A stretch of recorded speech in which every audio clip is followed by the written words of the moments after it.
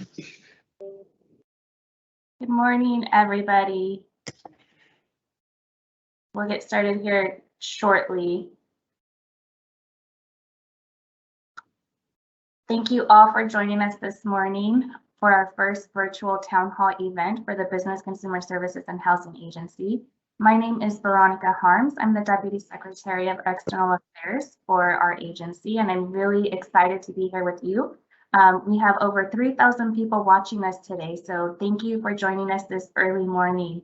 We have a lot to get through today, and I want to just go over our agenda. It will be some welcoming remarks from our Secretary, Lourdes Castro Ramirez, and we'll play a video for you that was especially made by all of our directors, so thank you for doing that.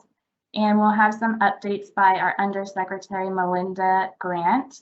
And then we will also showcase some of our department work from the Alcoholic Beverage Control, the Department of Housing and Community Development, and then also from the Department of Financial Protection and Innovation.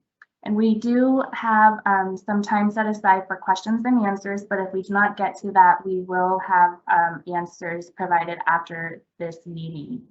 Just a few housekeeping rules before I turn it over to our secretary. For all of our presenters, please make sure you are on mute and your cameras are off until you are ready to speak. And for all of those of you watching, we will have some questions in the Q&A. So I'll be providing questions and you can answer them and we'll publish them as you come on. But also if you have questions for us, please feel free to send them through there.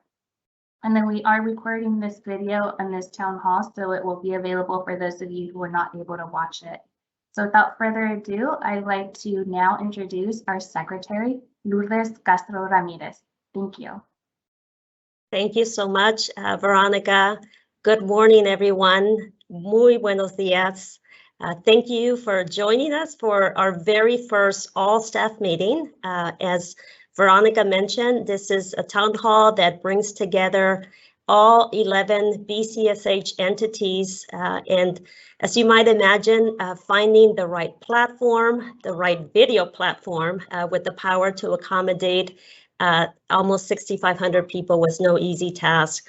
But we are here, and I do want to pause to express thanks to Deputy Secretary for External Affairs, Veronica Harms, and also our agency information officer, Jason Piccioni, for pulling this together and making this happen. As Veronica mentioned, I'm Lourdes Castro Ramirez, and I have the great honor to serve as the secretary of this fine agency. And on behalf of Governor Newsom and the entire executive team, I'd like to start off by expressing our appreciation to each of you for your remarkable work and for your steadfast commitment to our mission.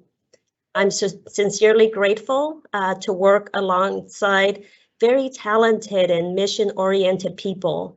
You all are incredible and have amazed us, especially these last 18 months, given the tremendous challenges that we have faced, not only as a state, but as a country and as a nation. And as really across the globe and across the world. Special thanks to our executive leadership and support staff at BCSH for always bringing their best to all that they do and for striving to ensure that each department is successful in carrying out its unique mission and objectives. As many of you know, our agency has seen tremendous growth in the last year. At the start of 2021, we welcomed the Privacy Protection Agency. Most recently, with the adoption and the signing of this year's fiscal budget, we now have a whole new department, the Department of Cannabis Control. So join me, of course, in welcoming to BCSH this brand new department led by Director Nicole Elliott. We'll have an opportunity at a later date to learn more about their priorities and objectives. Also, as many of you know, we continue to be laser focused on addressing housing affordability and homelessness. And so with the recent housing and homelessness package, we will see additional growth, almost doubling of staff and resources within HCFC. And so just, kudos to that team at HCFC for the work that they're doing. I'm very excited today with this virtual town hall as we showcase the many ways that our departmental staff have gone above and beyond during a very tough and trying time. As you all know, the past 18 months have been unlike anything that we have ever experienced. Many of you have personally endured the challenges brought by the COVID-19 pandemic, whether it was caring for children while supervising virtual schooling, or caring for loved ones, or grieving over the loss of life. The loss, the struggle, and the grief, they're all real, and they are with us, and they have shaped us. But so has strength and resolve and resilience. These qualities have also shaped us. And despite the many hardships, we saw each of you in all of our departments draw on these qualities to innovate and to solve some of the state's most complex and pressing problems, all while continuing to provide quality service to Californians up and down the state.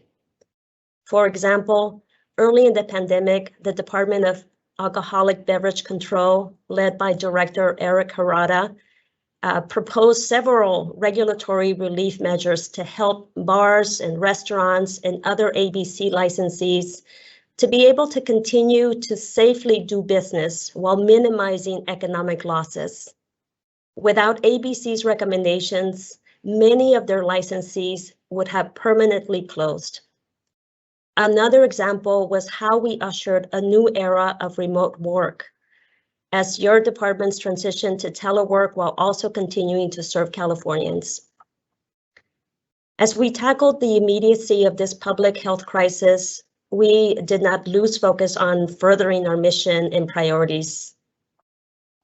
And that includes, of course, strengthening and enforcing consumer protections, expanding affordable rental and homeownership opportunities, working in partnership with local communities to support on a multitude of fronts, addressing homelessness holistically with data, policy, and significant investments, and combating unlawful discrimination in housing and employment.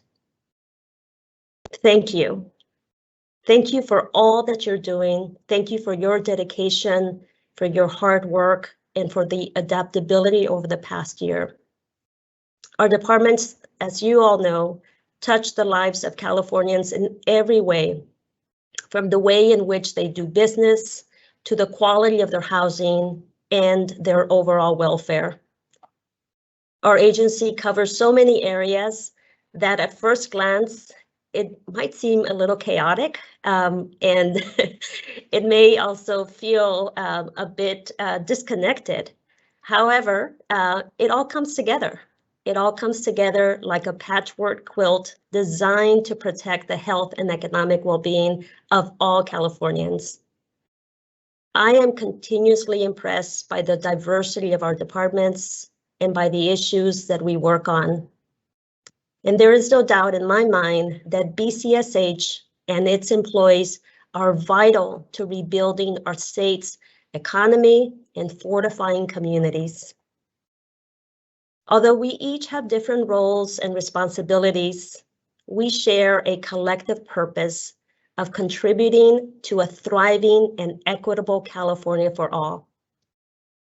Today's meeting will showcase just some of the many ways that this happens. And in a few minutes, we will hear from your department directors about what they're looking forward to with the start of this new fiscal year. And as Veronica mentioned at the start, we're also going to hear from the departments of Alcoholic Beverage Control, the Housing and Community Development Department, and the Financial Protection and Innovation Department. They will share their extraordinary work serving Californians during the pandemic. Again, many thanks on behalf of Governor Newsom, Many thanks for always bringing your best during daunting days. Let us build on our strength, on your resolve, and on your resiliency as California comes back, as we come back, and as we come back together, and as we come back to build an equitable economic recovery for all Californians. Now, I will turn it back over to Veronica to start the videos that were specially made for all of you by our various department directors. Thank you so much for joining us. Thank you for what you do every single day. Gracias.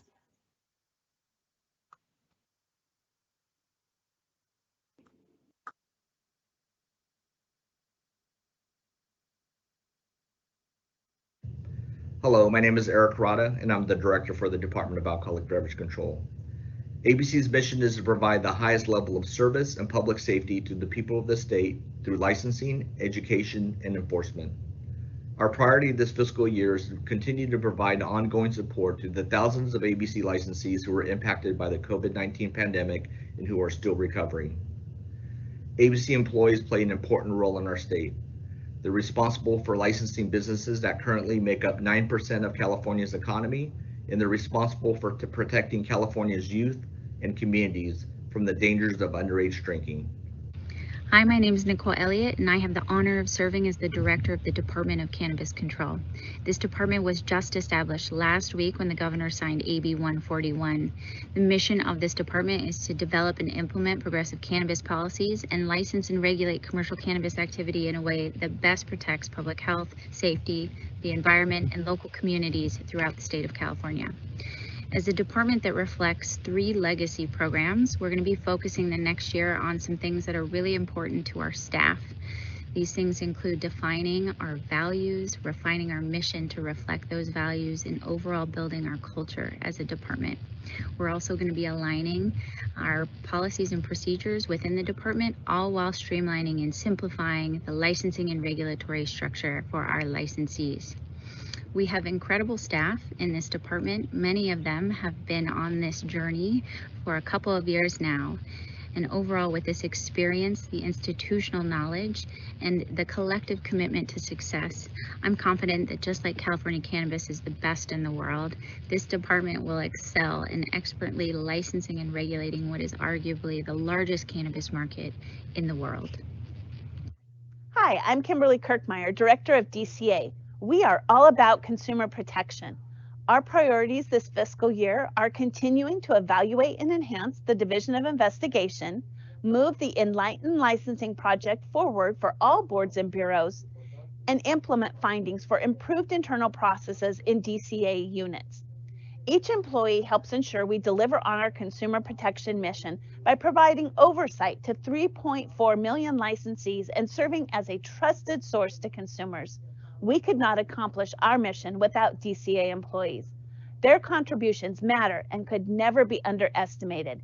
Thank you, DCA. Hi, I'm Chris Schultz, the Acting Commissioner of the Department of Financial Protection and Innovation. We protect consumers by regulating financial products and services, and we offer early guidance to entrepreneurs who are developing new products and services here in our state. Our new Consumer Financial Protection Law is a national model. We're expanding oversight over previously unregulated products and services, and we're increasing outreach to vulnerable communities. We have an incredible team of 716 employees. We're working together to create a workplace that values equity, diversity, and inclusion. We're very proud of the work we do, and we're excited for what's to come. Good morning, I'm Doug McCauley, DRE Commissioner. At the Department of Real Estate, our mission is to protect the public interest in real estate matters through licensure, regulation, education, and enforcement. We're proud of our consumer protection work to help make sure that all Californians have a quality place to live and work. For this year, our focus is on consumer education, especially as it relates to landlord-tenant issues and rental scams. Our talented team of 370 is mission-driven and appreciative of the fact that we're building a diverse team and a high-performance organization. Hi everyone, I'm Don Kavir and I'm the Acting Executive Director for the California Housing Finance Agency. Our priority for fiscal year 21-22 is to continue serving low and moderate income Californians by helping them buy their first home, financing affordable housing, and helping struggling homeowners stay in their homes with our new mortgage relief program set to launch in the coming months. I wanted to take a moment and thank my colleagues here at CalHFA for their professionalism and resilience as we navigated through the difficult challenges of the pandemic without interrupting our service to the people of California. Thank you for what you do. I am Gustavo Velasquez, Director of the Department of Housing and Community Development. Our mission is to promote safe, affordable homes and help create vibrant, inclusive, and sustainable communities for all Californians. Our main priority in the new fiscal year is to use the more than $6 billion in new funding to HCD to permanently house thousands of homeless persons and to help thousands of other low-income families crushed by the cost of housing and the effects of the pandemic turn the page for a better life, one of greater opportunity. Put simply, without our staff, we have no chance. Our diverse, mission-oriented, and talented One HCD staff are, without question, our most important asset. I'm Kevin Kish, Director of the Department of Fair Employment and Housing.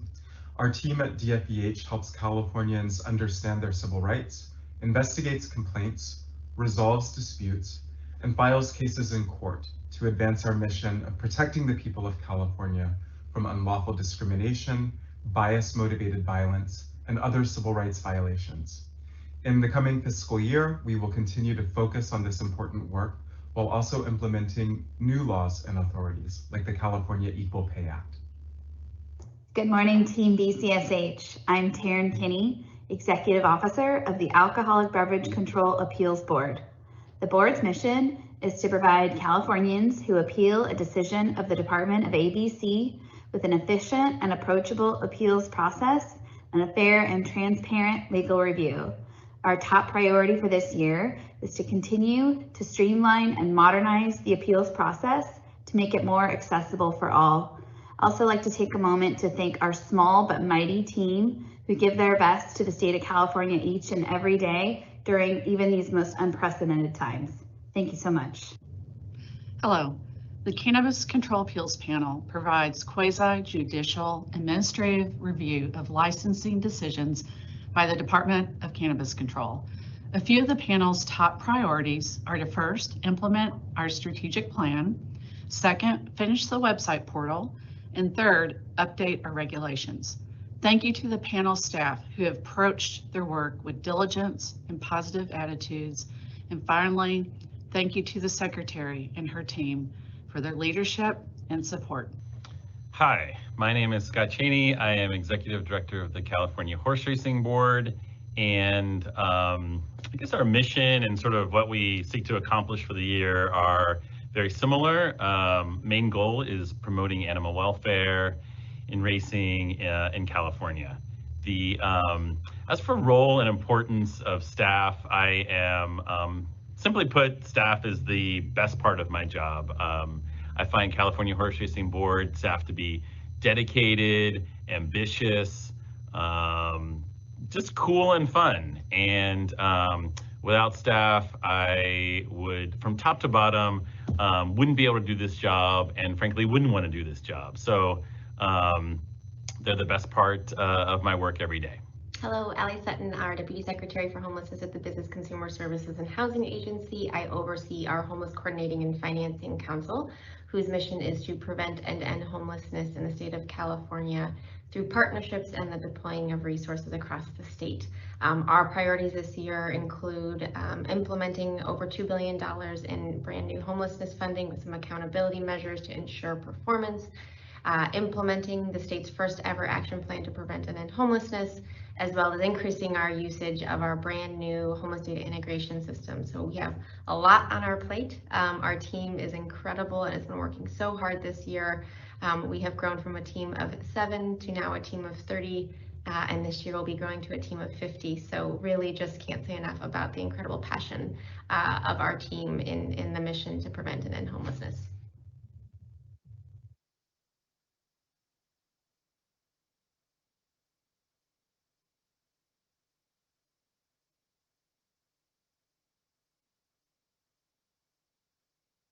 Wonderful. Thank you so much to, again, the team who put that video together. And thank you so much to all the directors for refreshing us on the important work that you do and the priorities.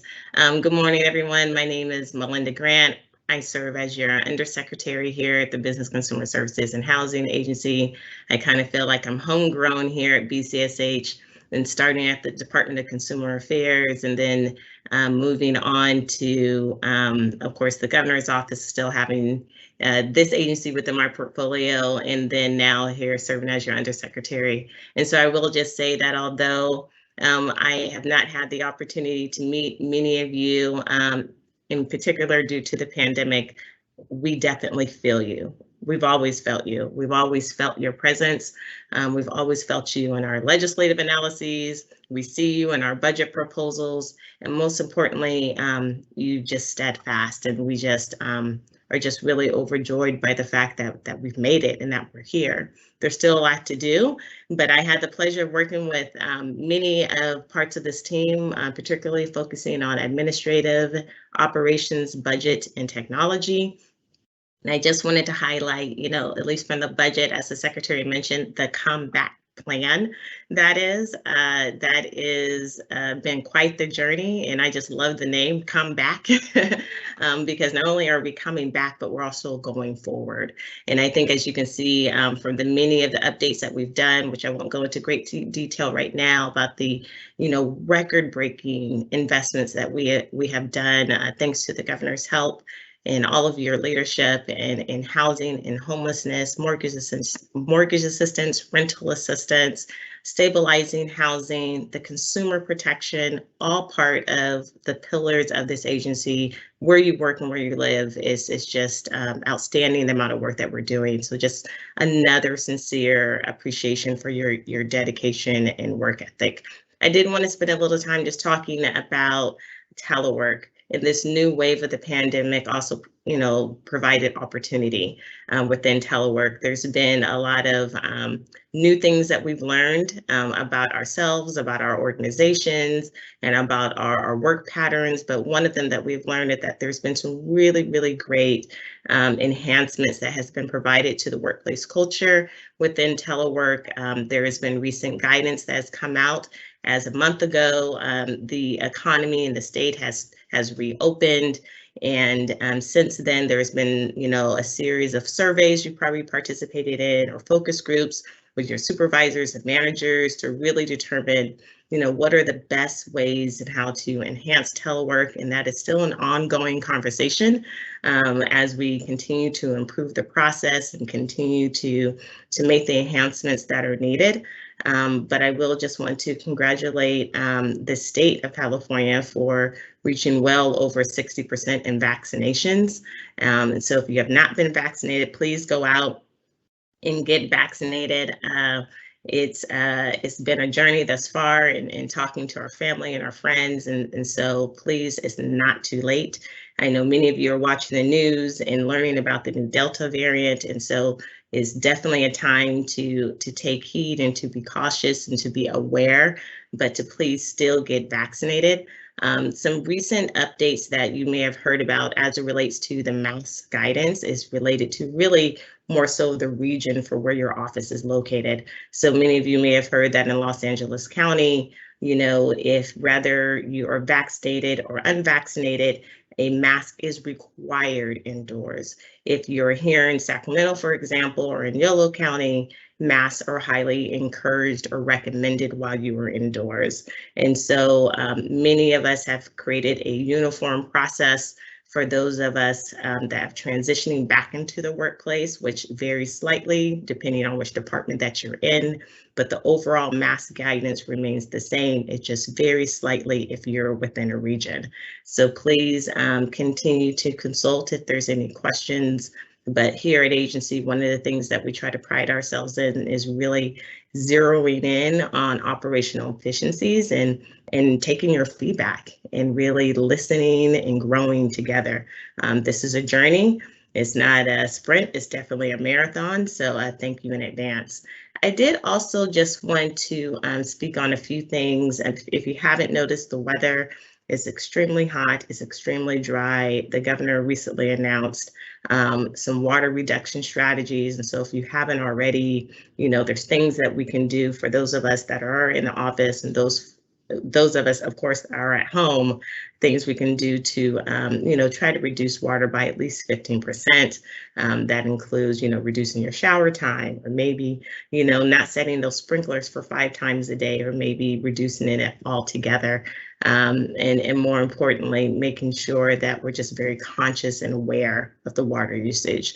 It's definitely a team effort. We're joining the administration and really embracing all the departments' variety of creative ways and how we're reducing water, and we really appreciate that. I would also just like to call out that, in the midst of this budget and the start of the fiscal year, many of us know it's the end, but at the same time, it's the beginning. We're at the beginning of also a new fiscal year, which now comes with a planning for the next fiscal year. And so many of you will automatically go right back into budget building and doing lessons learned from what did not work or things that we could expand on. And I just really want to just also give a special shout out to our Deputy Secretary of Fiscal Policy Administration, Tiffany Garcia, who really helps to lead that effort for the agency and working very intricately with our agency leadership and your department leadership. And then of course, all of you. So with that, I did want to start to transition the agenda a little bit, and we wanted to take an opportunity to really highlight the great work of the departments now that you've had a chance to kind of get refreshed with some of those. We wanted to hear just a few examples of some extraordinary services that has occurred, where there's about 3 different examples that you'll hear about today.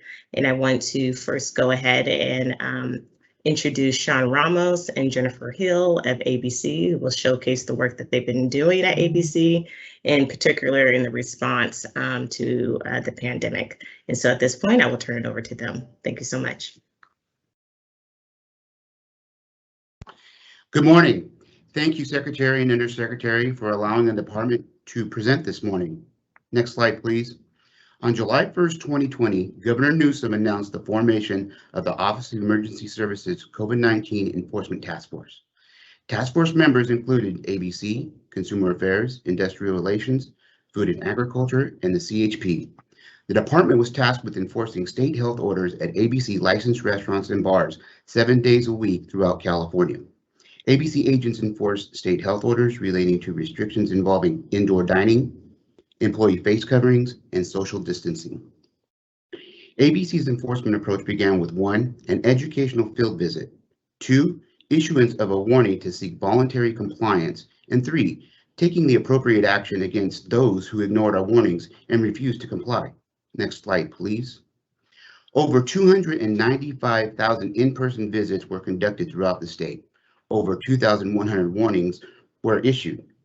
Those who continue to violate after receiving warnings were issued misdemeanor citations for violating state orders during a state of emergency under Government Code 8665.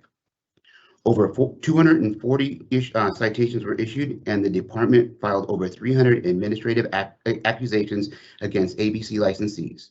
The administrative penalties range between an all-state license suspension or probation to actual license suspensions ranging between 15 to 30 days. Overall, there was an overwhelming compliance among the restaurant and bar industry. Based on the numbers provided, there was less than a 0.001 violation rate throughout the state, and the overwhelming number of businesses complied with our warnings. This is a true testament on how well our agents communicated issues of non-compliance with our licensee, and it really shows the respect and trust that they've established while working in the communities that they serve. Now I'd like to hand it over to my partner, Jennifer Hill. Teamwork is what got us through the pandemic.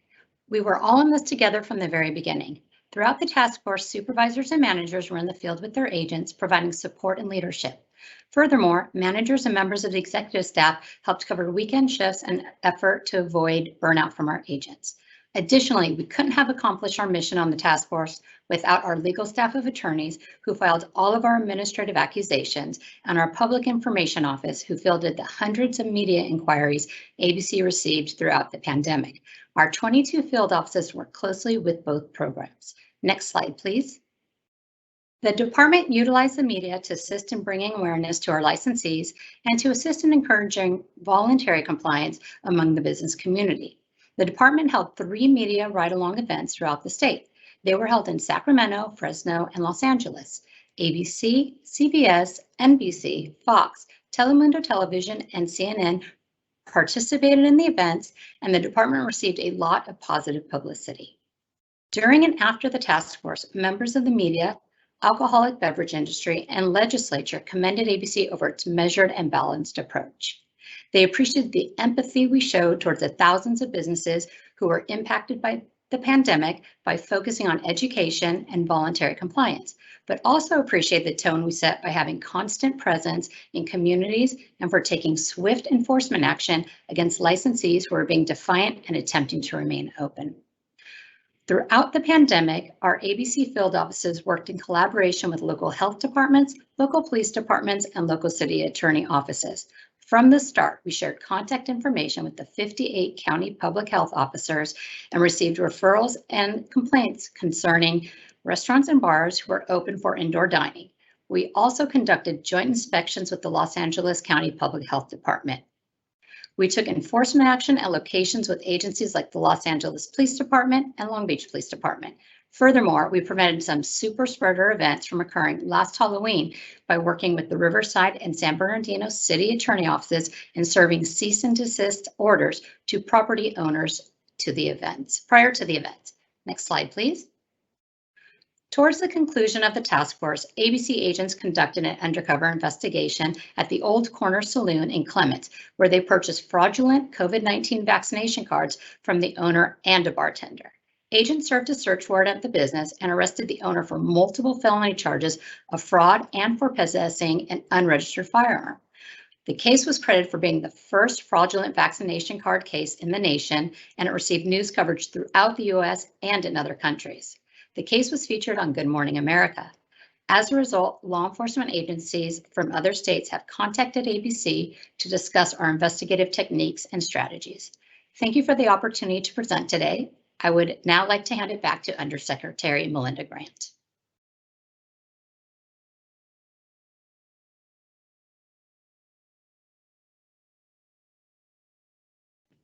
Apologize, I was on a mute, a classic Zoom snafu. I was saying thank you so much for that wonderful presentation. I would like to go ahead and move along.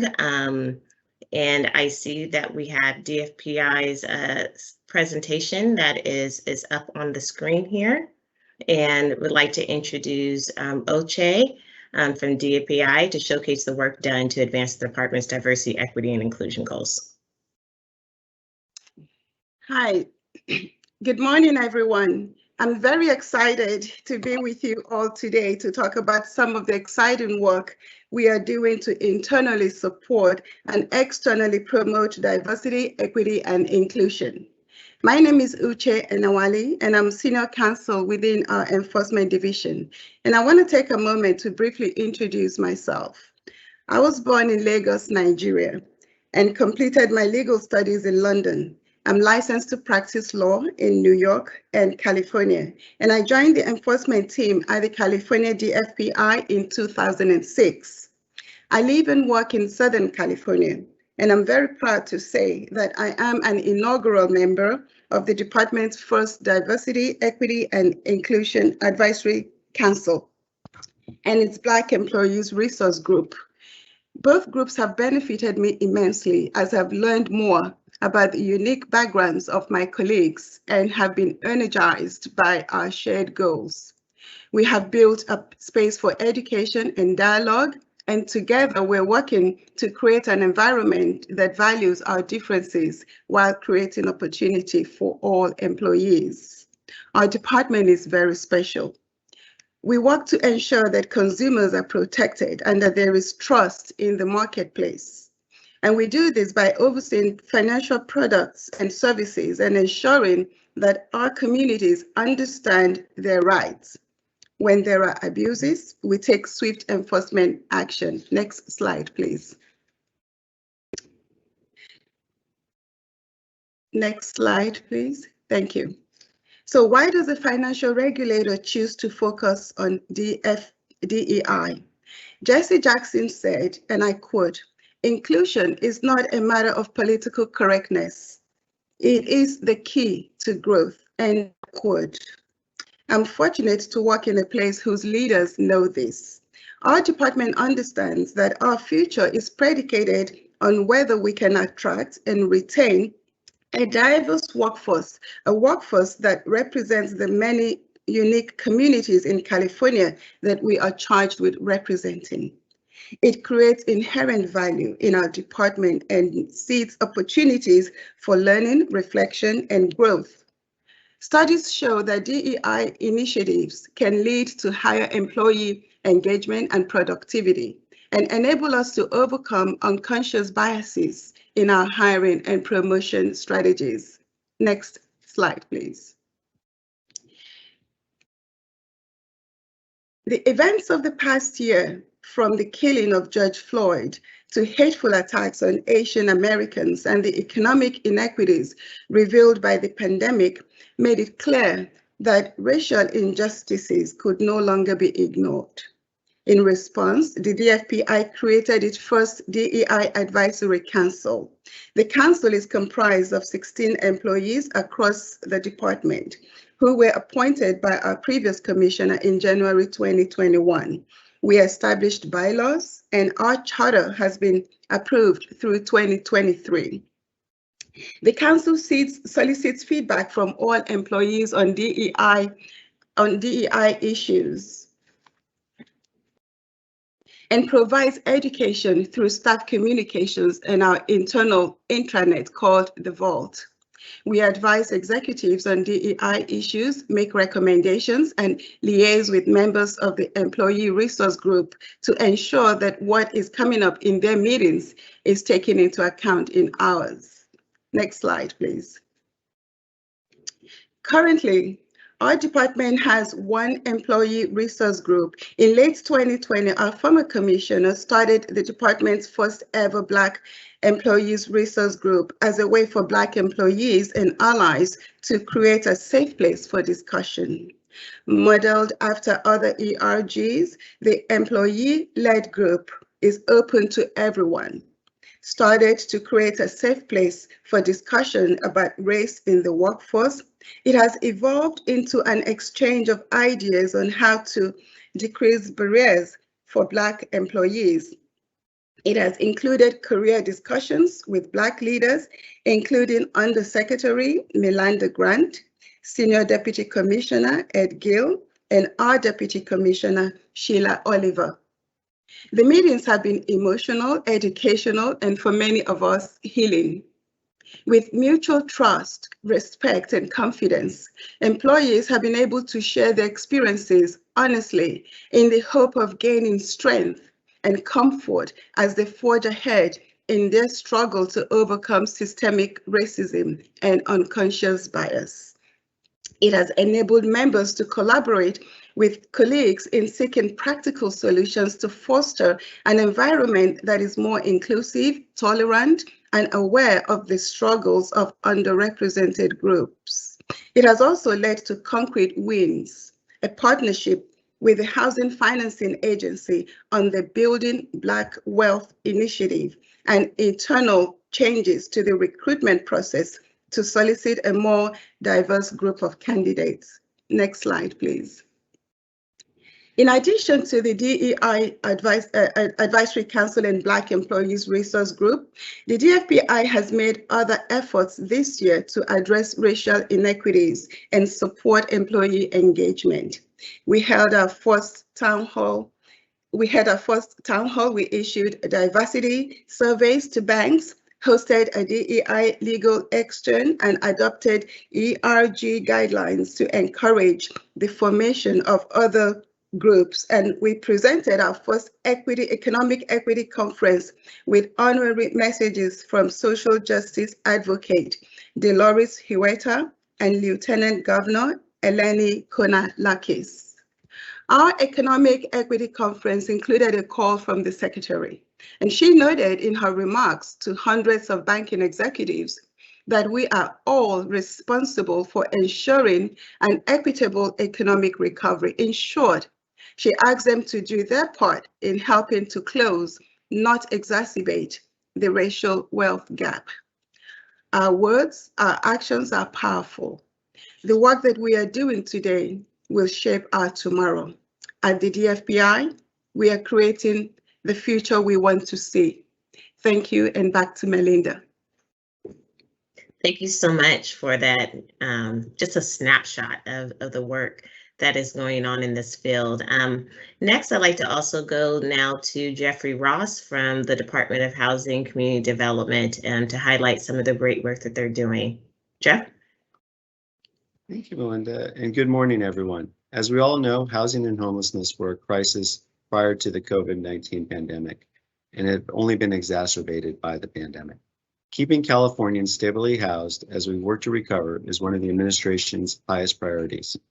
To accomplish this work, we are administering a $5.2 billion emergency rental assistance program known as California COVID-19 Rent Relief.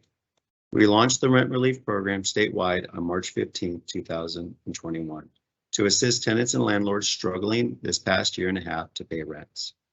When we turned this program on, it became the largest of its kind in the history of the country. Like all of our work, we have had to stand this effort up remotely, developing a structure that can reach the most vulnerable households and those populations disproportionately impacted by the pandemic. This has meant creating an application portal and website professionally translated in 6 languages, deploying a local partner network comprised of over 120 trusted nonprofits, providing in-person, socially distanced, and telephonic appointments to ensure households in need can successfully submit applications to rent relief. Partnering with the California Public Utility Commission to ensure utility payments can be paid successfully, collaborating with the Judicial Council to create a system that ties rental protections to the rent relief program, and coordinating with 49 jurisdictions around the state who also received emergency rental assistance funding from the U.S. Treasury to ensure that there is no wrong door for all Californians to receive assistance. To date, we have received over $1 billion in rent requests, obligated over $400 million in funding to households in need, and paid nearly $180 million in funding to alleviate rental arrears and to keep households current. Most notably, we are working actively with 118,000 households and growing by the day. We are excited to deliver this program until we have successfully assisted all tenants and landlords in need, and we'll continue to do this work until we've accomplished our goals. I'd like to thank you for giving us a chance to highlight this program and this work this morning. I'd like to hand it back to the Undersecretary. Thank you, Jeff, and thank you to all the presenters that we had today. At this time, I will turn it over to Veronica Harms, our Deputy Secretary, to facilitate the next part of this agenda. Great, thank you so much, Melinda, and thank you to our speakers and presenters.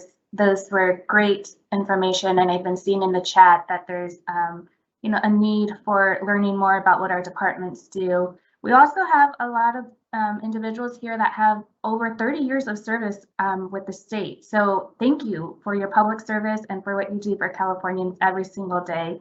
And thank you for participating in the questions that we asked. And a lot of people from all of our agencies and departments, we really appreciate you being here.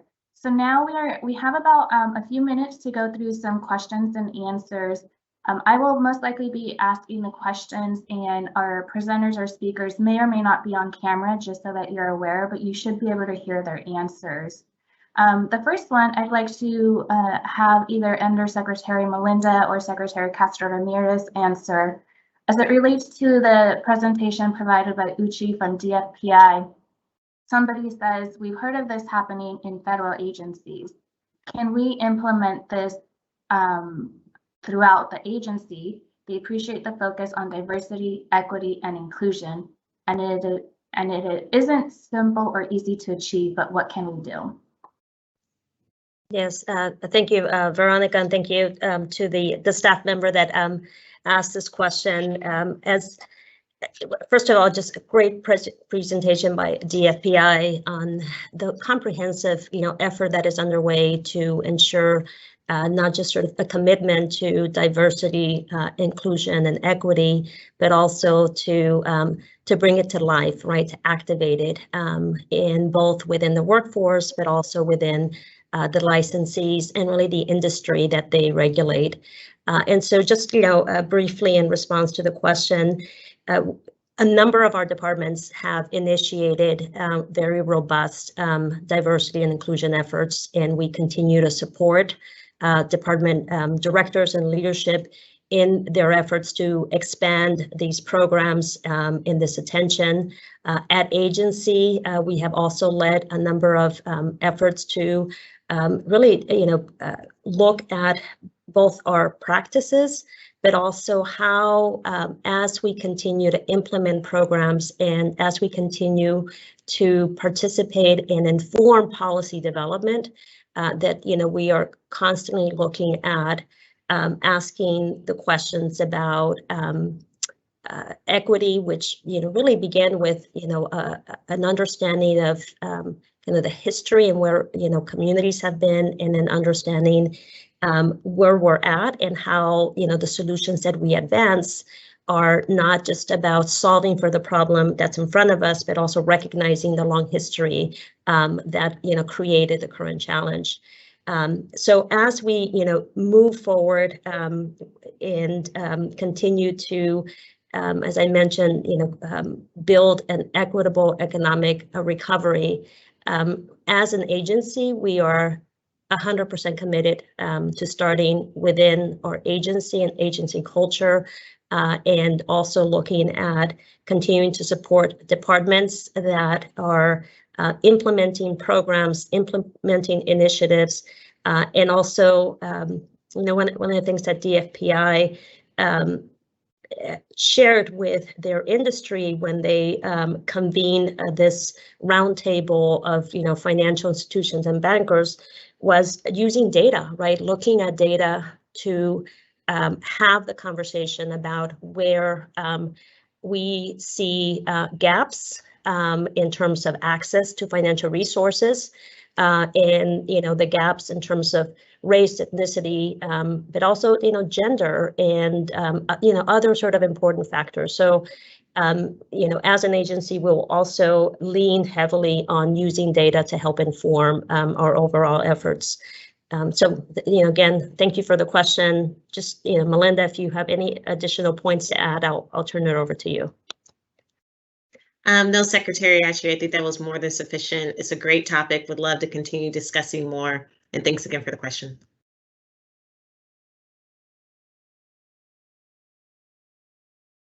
Great. So the next question we have here is, I'm going to ask Tiffany Garcia from agency to answer.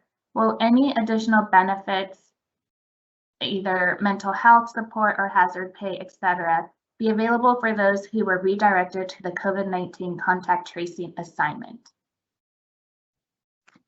Good morning. As Veronica said, Tiffany Garcia, I'm the Deputy Secretary of Fiscal Policy and Admin at agency. And first off, I just want to say thank you to all of our directors, as well as all the staff that were redirected to assist with these efforts. It was a big ask. We as agency totally understand that and appreciate you, and could not get here where we are today without you. So first off, thank you very much.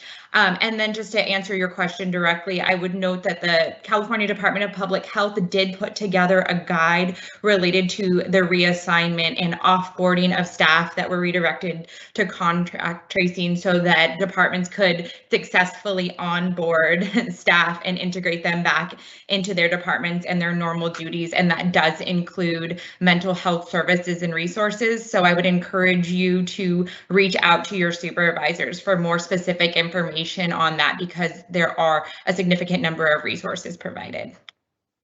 Thank you. Great, thank you. And we have just a few more minutes. I will ask the question, and maybe Melinda or Tiffany as well can answer this one. So as it relates to water usage, Individual consumer use is nothing compared to large-scale infrastructure and agriculture use.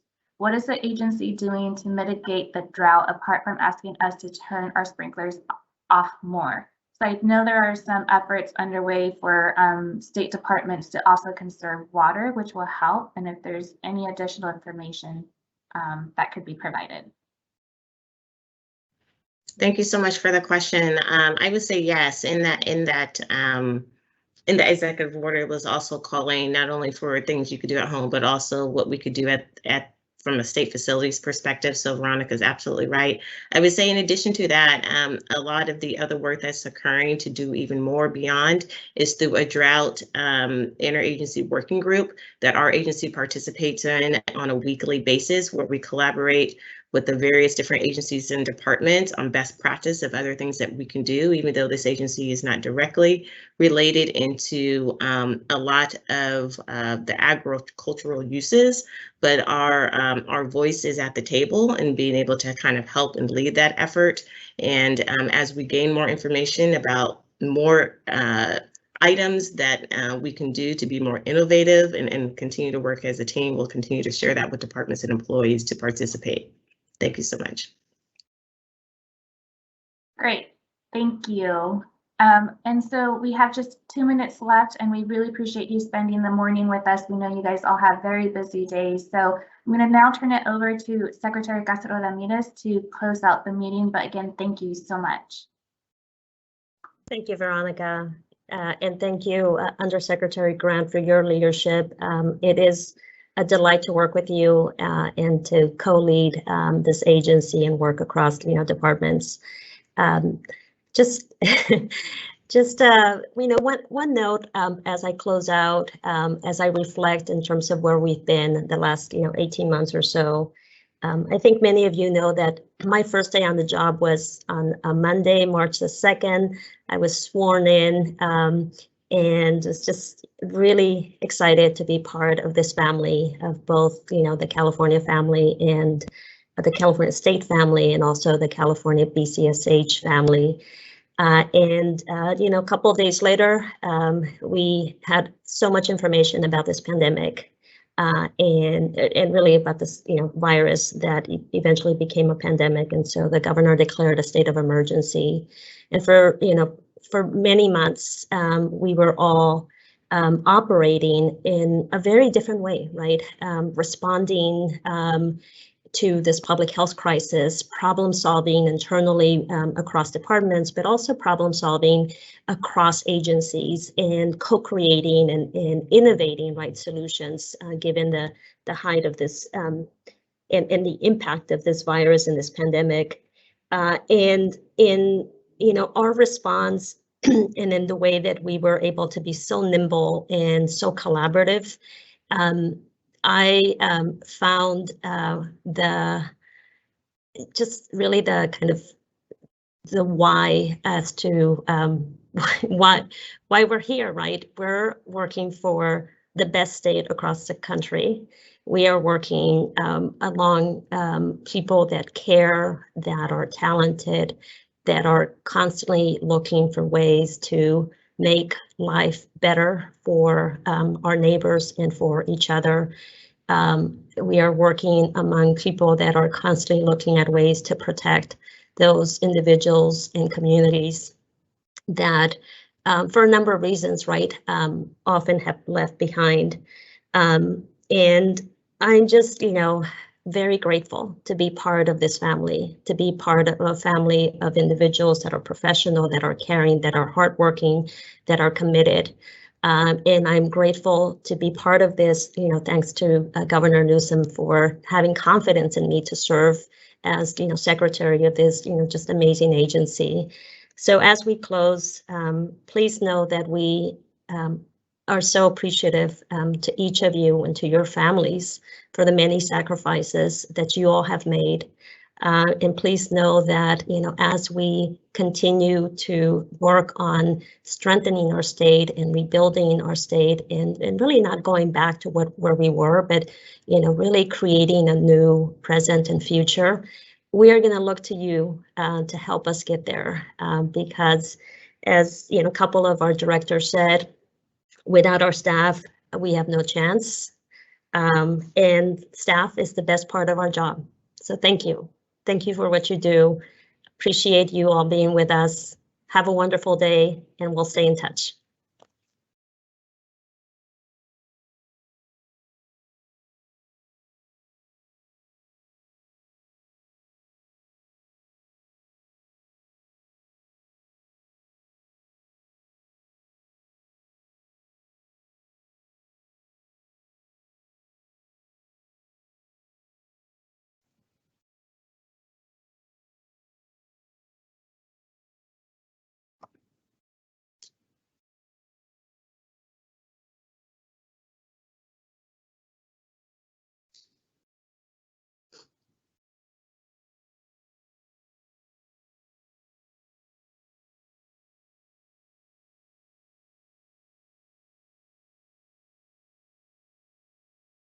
Great work, Veronica and Jason. Look, are we still live? Yeah, okay. We'll give a few seconds.